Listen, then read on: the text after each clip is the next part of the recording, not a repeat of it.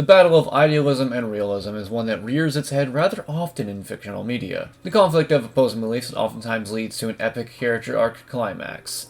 Sometimes it's done very well, sometimes not so much. But one of the finest examples, in my opinion, is from Gurren Lagann. For a little bit of context, 7 years have passed and humanity has begun to flourish. While Simon leads as the supreme leader, Rossiu has been secretly trying to discern Lord Genome's last dying message. And as the millionth ape is born, the anti-spirals rear their heads, determined to wipe out the spiral lifeforms on Earth with a secret weapon, the Moon. As the two most determined figures, Simon and Rossiu both have their own ways of dealing with the menace. Hell, their conflict takes up a decent chunk of the adult arc, and is easily one of its most defining features. Of course, it has its detractors, as it does take away from the over-the-top action that we're used to. But it's very well written in my opinion. The great part about it is that both of them want the same thing, to save humanity from the anti-spirals. But their approaches are different, and are tied to their backgrounds. Simon has always been one to get his hands dirty, literally and figuratively. He's used to grabbing his own destiny, to moving forward with his own strength. He led an entire revolution to free humanity from the tyranny of the Spiral King Lord Genome and retake the surface. He's a leader, a doer, Simon the Digger. And when the enemy comes knocking once again, his approach is to charge ahead, defeat the enemy, and go home. To be the hero he always has been. Simon wasn't going to risk losing anyone. Sacrificing lives wasn't his method. He was built to be a fighting leader, not a talking one.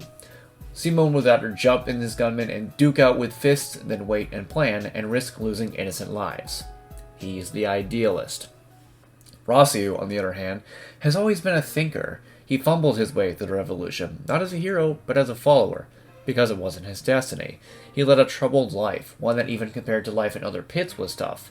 Scraping for food, no electricity, barely hanging in there. A life where people had to be sacrificed so others could survive. And he took this to heart when the anti-spirals reared their heads. He researched the enemy and planned around it.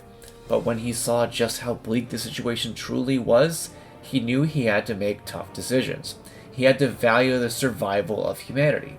He valued one of Star Trek's most famous quotes, "The needs of the many outweigh the needs of the few." If he had to leave some people behind so humanity could survive, he would. If he needed to betray his friend to gain the people's trust, he would. He was the realist.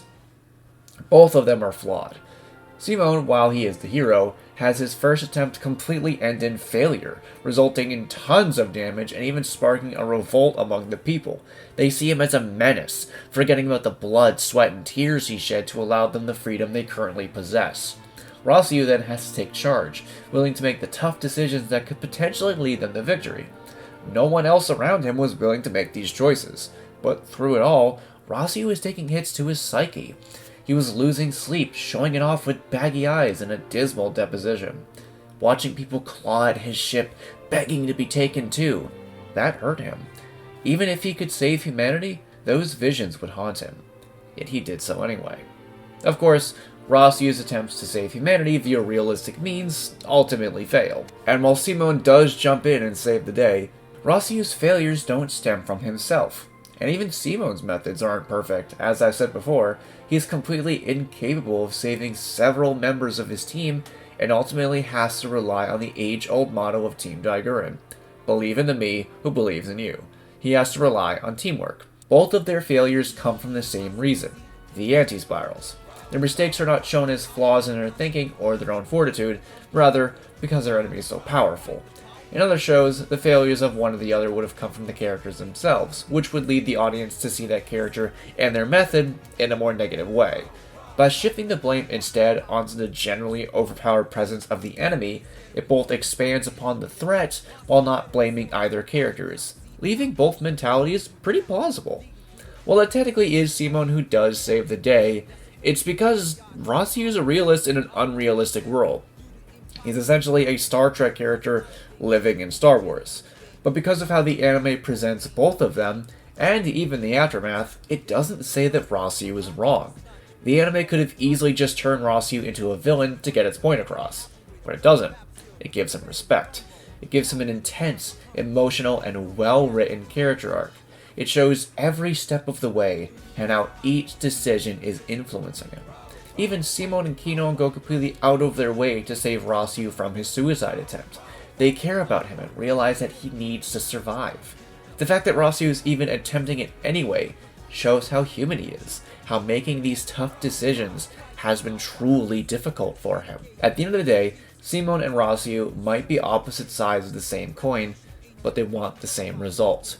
They both value human life. They just try to preserve it in different ways. In a war of idealism versus realism, both of them have their value. So if you guys enjoyed this video, please go ahead and make sure to rate, comment, and subscribe. What do you think of Simon versus Rossiu? Do you really enjoy the conflict? Did it bore you a little bit? Or are you somewhere in the middle?